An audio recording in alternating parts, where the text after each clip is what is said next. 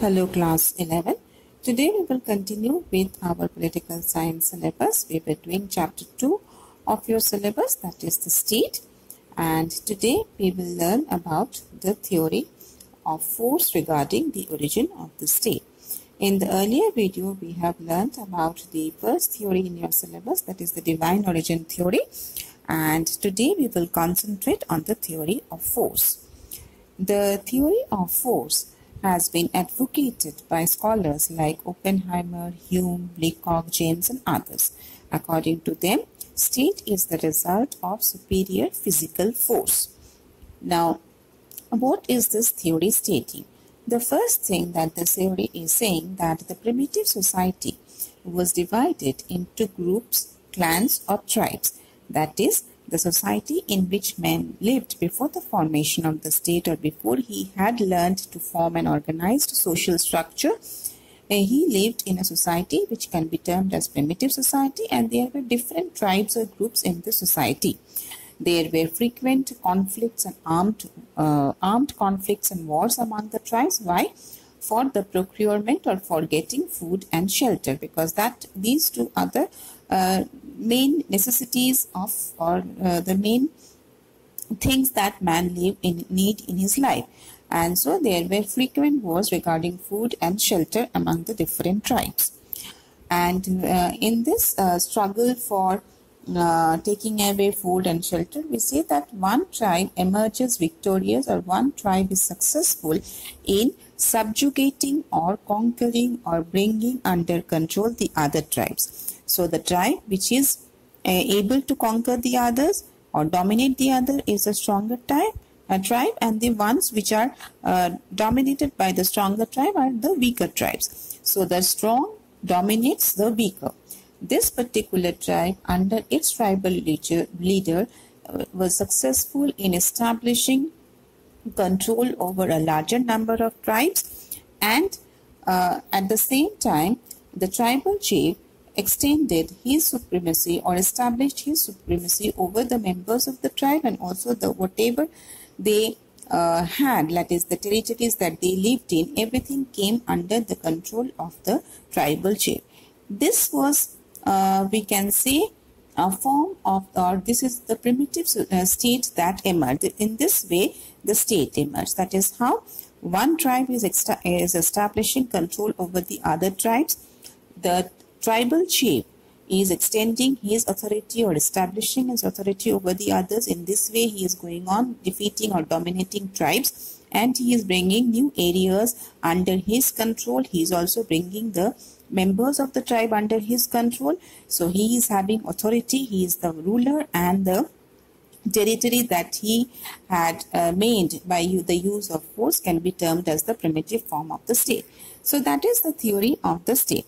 But this theory has also been criticized. The first criticism that Green says is that will not force is the basis of the state. That is, the state came into being because men wanted it, and not because someone used force and the state emerged.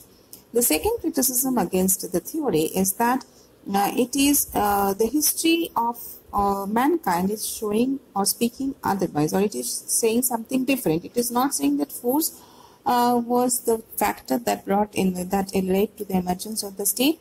It is in fact showing, the history is in fact showing us that whenever men have been tried to be dominated or tried to be subjugated by the use of force, they had revolted, and we have several revolutions in the world which has been due to the use of force upon the people.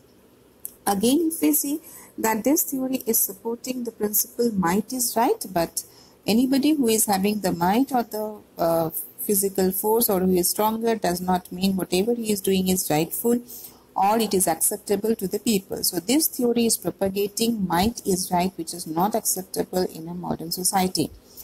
And the theory, the principles or the features of this theory is incompatible with democracy. Democracy is speaking about the participation of the people in the affairs of the state, the consent of the people in the formation of the state or in conducting the administration. But the theory of force is not talking about consent of the people. It is not talking about the will of the people, and this thing does not go with democracy. In fact, it is hampering democratic ideas.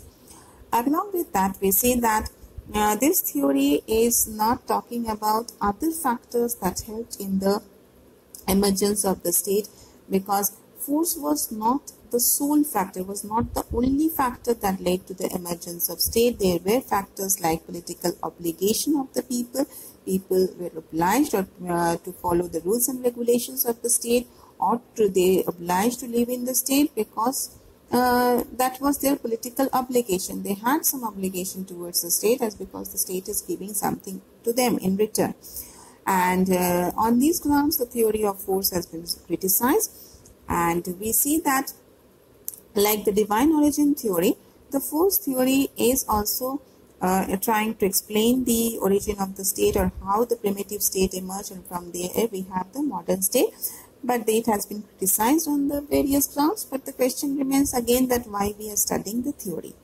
We are learning the theory because the theory is acceptable to us to a certain extent. It is true that force was needed in the formation of the state, as many are of the opinion that it was one of the factors that helped in the emergence of the state, and it is also one of the factors that helped in the continuation of the state, or in the existence of the state. The state is continuing even today because of the fact that force is applied.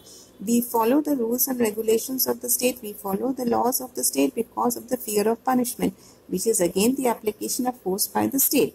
The state is giving us protection from the interference of the other states. How? By the application of force. It is having its own army. It's protecting the people with the armed forces. So that is also force. So force was one of the factors that helped in the development of the state, in the emergence of the state, and force is one of the factors that helped the state to continue. And also it helped in the emergence. It played a very important role in the formation of the state. So that is the theory of the force. This is your second theory that you have learned today. And in the next video, we will take up the other theories of the state.